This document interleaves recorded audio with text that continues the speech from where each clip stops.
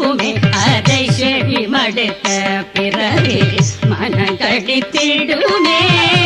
சின்னல் சிறு பதங்கள் சிலம் பொலித்திடுமே அதை செவி மடுத்த பிறகு மனங்கடித்திடுமே